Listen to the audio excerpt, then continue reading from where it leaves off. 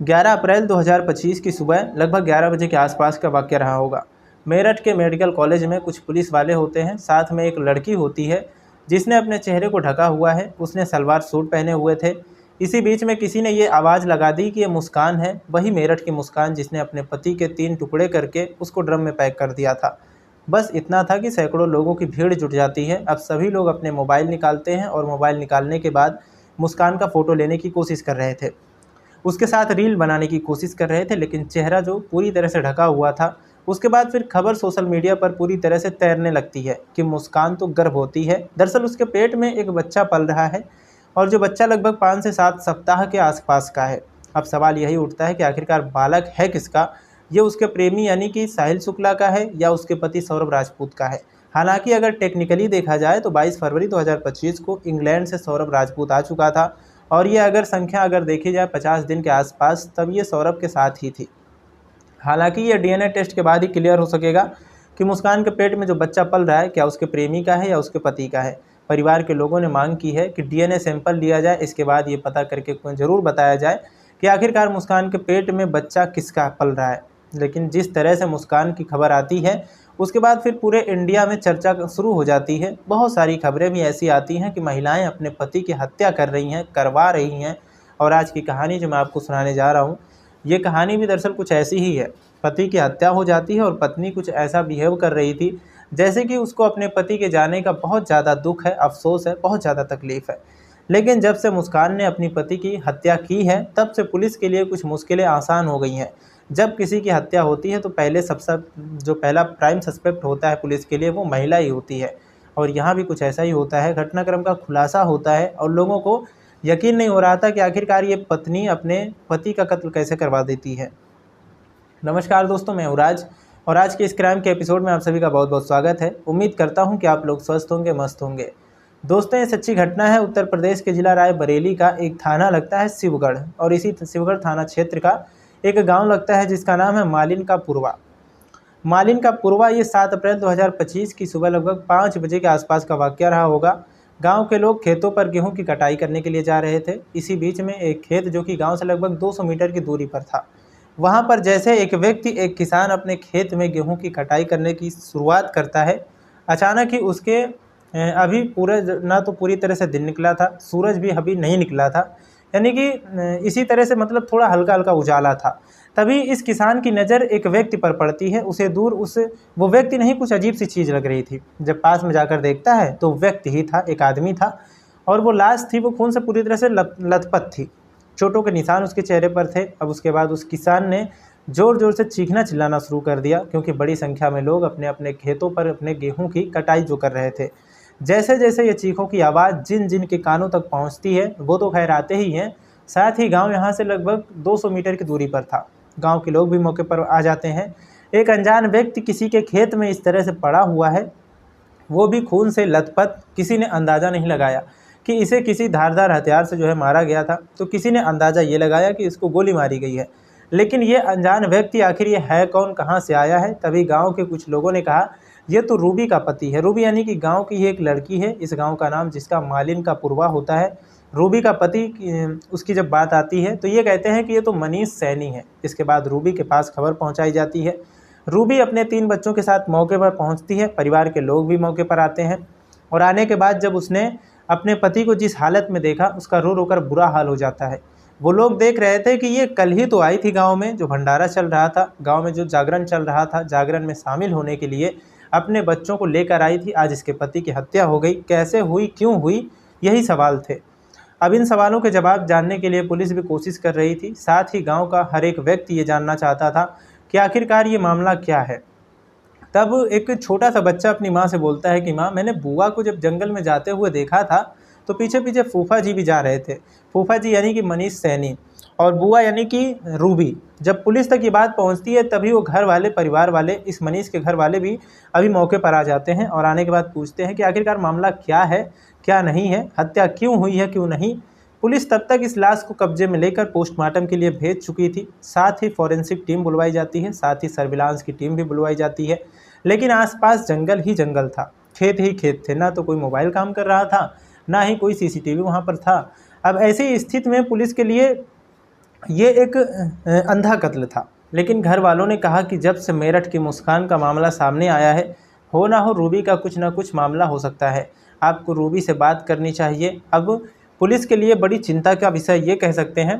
Police के लिए एक बड़ा सवाल था कि आखिरकार कैसे उस महिला पर हाथ डाल दी जाए, कैसे उस महिला से पूछा जाए जिसके पति की हत्या हुई है, जिसकी अभी आंखों से आंसू तक नहीं सूखे हैं, जिसका रो रो कर बुरा हाल है। लेकिन जब घर वालों का, परिवार वालों का, गांव वालों का लगातार जब सबका दबाव बढ़ने लगता है, आखिरकार पुलिस ने रूबी को अपनी पूछताछ के लिए हिरासत में लिया और उससे जब बातचीत करना शुरू किया तो चौंकाने वाली बात सामने आ जाती है। दरअसल जितना ये केस मुश्किल लग रहा था, ये केस उतना ही आसान होता जाता है।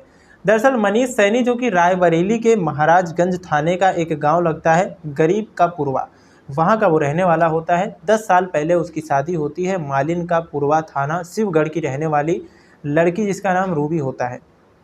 शादी से 3 बच्चे पैदा हो जाते हैं। एक बच्चे का नाम वीर रखा जाता है जिसकी उम्र लगभग 9 साल के आसपास होती है। एक का नाम नित्या रखा जाता है, लड़की जिसकी उम्र 6 साल के आसपास होती है। एक बालक होता है रियाज, जिसकी उम्र लगभग 4 साल के आसपास होती है। 3 बच्चे होते हैं। ये कहती है अपने पति से कि गांव में जागरण चल रहा है और साथ ही वहां पर भंडारा भी होगा, मुझे तो उस जागरण में, उस भंडारे में ज़रूर शामिल होना है। आप भी चलिए, बच्चे भी साथ चलते हैं। सुबह को हम वापस लौट के आ जाएंगे। 6 अप्रैल 2025 की शाम लगभग 6 बजे के आसपास का ये गांव पहुंच जाते हैं। यहाँ जाने के बाद देखते क्या हैं कि पूरे गांव के लोग इस जागरण में, इस भंडारे में हिस्सा लेने के लिए बड़े आतुर थे और सब के सब लोग आ रहे हैं, जा रहे हैं। रात के जैसे ही 8 बजते हैं, 8 बजने के बाद जो इसकी पत्नी रूबी होती है, रूबी कुछ ऐसे इशारे कर रही थी। फ़ोन आता है तो अपने पति को जानबूझकर दिखाने की कोशिश कर रही थी, जैसे क्या वो उसका पति उसे देखे और देखने के बाद ये जानने की कोशिश करे कि आखिरकार तुम किससे बातचीत कर रही हो। पति ने लेकिन टोका नहीं, पति ने रोका नहीं और वो चुपचाप अपने उसको चोर की नज़र से देख रहा था ताकि ये देख सके कि आखिरकार ये कर क्या रही है। काफ़ी देर हो जाती है। उसके बाद वो चुपचाप यहाँ से सोच के लिए यानी कि जंगल जाती है। तो इसीलिए वो अपने घर वालों से कहती है कि मैं अभी आ रही हूँ, जंगल की तरफ जा रही हूँ। वो जंगल की तरफ निकल जाती है और पीछे पीछे मनीष सैनी, उसका जो पति है, उसका पीछा कर रहा था। जैसे जैसे वो आगे बढ़ रही थी, लेकिन वो ऐसा एहसास कर रहा था जैसे क्या कुछ जानता ही नहीं, जैसे क्या उसे कुछ पता ही नहीं है। और उसकी पत्नी को भी ऐसा लग रहा था जैसे कि उसके पीछे कोई है ही नहीं। आखिरकार रूबी लगभग अपने गांव से, अपने मायके से 200 मीटर दूर जो जंगल की तरफ है, जंगल, वहां पहुंच जाती है जहां गेहूं का खेत होता है। वहां एक लड़का पहले से उसका इंतजार कर रहा था और वो लड़का उसके ससुराल का रहने वाला, एक लड़का जिसका नाम सुनील होता है। सुनील आखिरकार उसे, जो महिला होती है, उससे बातचीत करना शुरू कर देता है और रात का अंधेरा तो ये था ही। खैर ये दोनों जब बातचीत करते हैं और बातचीत करते करते कब तक एक दूसरे के जो है ये लोग अतरंग रिश्ते में बंधने लगते हैं, यानी कि आपत्तिजनक स्थिति में पहुंच जाते हैं। पति ये सब अपनी आंखों से चुपचाप देख रहा था। जब ये बिल्कुल आपत्तिजनक स्थिति में हो जाते हैं, एक दूसरे के साथ संबंध बना रहे थे, इसी बीच में पति यानी कि मनीष सैनी की एंट्री होती है। मनीष सैनी उसके पास जाता है और उसके पास जाने के बाद अपनी पत्नी को वो भला बुरा कहने लगता है, उसे ताने मारना शुरू कर देता है। कहता है कि मुझे बिल्कुल तुम पर पहले से ही शक था कि तुम यहाँ ज़रूर किसी न किसी से मिलने के लिए आ रही हो। वैसे भी तुम्हें पहले कई बार पकड़ा जा चुका है, लेकिन तुम अपनी आदतों से बाज नहीं हो, मजबूर हो। तुमने कई बार बच्चों की भी कसम खाई, तुमने कई बार मेरी भी कसम खाई, उसके बावजूद भी तुमने अपने मायके मुझे बुलाया और मायके तुमने इसको भी बुला लिया। जब इतनी बात पता चल रही थी, कहाँ सुनी हो रही थी, सुनील को गुस्सा आता है, जो प्रेमी होता है, और उस प्रेमी ने उसके पति को पीटना शुरू कर दिया। साथ में पत्नी भी साथ दे रही थी, दोनों मिलकर उसको पीटने लगते हैं। वो चीखता है, चिल्लाता है, शोर मचाता है, लेकिन चीखों की आवाज़ गांव तक इसलिए नहीं पहुंच रही थी क्योंकि गांव के अंदर जागरण चल रहा था और जागरण का जो साउंड था दरअसल वो कुछ ज़्यादा था, इसीलिए जंगल की जो आवाज़ थी उनकी, वो वहाँ तक पहुँच नहीं पा रही थी। इसी बीच में जो सुनील होता है उसने एक पिस्टल निकाल लिया। पिस्टल निकालने के बाद उसके सीने में 2 गोली मारता है। दोनों गोली लगते ही वो मौके पर मौत हो जाती है, वो मर जाता है। इसके बाद जो प्रेमी होता है वो अपने रास्ते निकल जाता है अपने गांव की तरफ, और जो पत्नी होती है वो अपने घर की तरफ चली जाती है। रात के लगभग 10 या 11 बजे के आसपास का वाक़या रहा होगा। घर वाले, परिवार वाले अब मनीष को ढूंढना शुरू कर देते हैं। मनीष को जागरण में भी ढूंढा जाता है, आसपास भी ढूंढा जाता है, बातचीत करने की कोशिश की जाती है, लेकिन मनीष का कुछ अता पता नहीं था।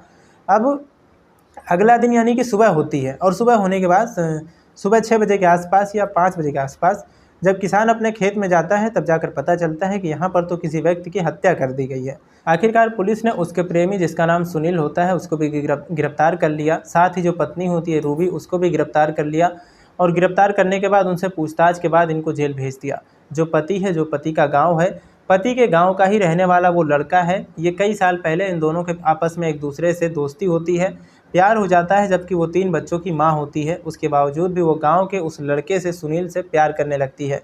और जब जब उसको मौका मिलता था तब तब उसके साथ वो अवैध संबंध बनाती थी। और इस बात का एक बार मनीष को पता चल जाता है, इस बात का एक बार उसके घर वालों को भी पता चल जाता है। और देखते ही देखते कई बार ऐसी स्थितियां आ चुकी थी, परिवार वालों ने उसका विरोध करते हैं। और जब जब विरोध करते थे तो रूबी कोई ना कोई बहाना बनाकर इस तरह से अपने आप को बचा लिया करती थी। अपने बच्चों की खातिर ये मनीष भी खैर एक तरह से शांत हो जाया करता था, लेकिन उसे यकीन नहीं था कि उसकी पत्नी बदल जाएगी। पत्नी उसकी बिल्कुल भी नहीं बदली और उसने इस तरह की घटना को अंजाम दे दिया। दरअसल जो मनीष था वो महाराजगंज का एक फ्लाईओवर है, फ्लाईओवर के पास वो डेकोरेशन का काम करता था। जैसे क्या कोई गाड़ियों को सजाता है या फूलों को सजाता है, या फिर किसी शादी ब्याह में जो फूलों का डेकोरेशन होता है उसका काम होता है, उसका करता था। साथ ही जो बच्चे हैं, अभी बच्चे दादी और दादा के पास हैं। और इस मामले में जो इसका भाई है मनीष सैनी का, जिसका नाम सतीश है, उसने मुकदमा दर्ज कराया है। संबंधित धाराओं में मुकदमा दर्ज कर लिया गया है।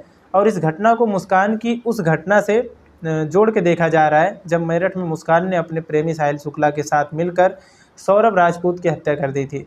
शुरुआत में पुलिस किसी और एंगल की तरफ जा रही थी, लेकिन जब गांव के लोगों ने, परिवार के लोगों ने जब कहा कि एक बार रूबी से भी बातचीत कर लो, तब जाकर पुलिस ने जब जांच पड़ताल की तो कातिल वही निकले। दोस्तों, इस पूरे घटनाक्रम को सुनाने का उद्देश्य किसी को परेशान करना नहीं है, किसी का दिल दुखाना नहीं है, बल्कि आपको जागरूक करना है, आपको सचेत करना है। आप सभी लोग अपना ख्याल रखें, स्वस्थ रहें, सुरक्षित रहें। जय हिंद, जय भारत।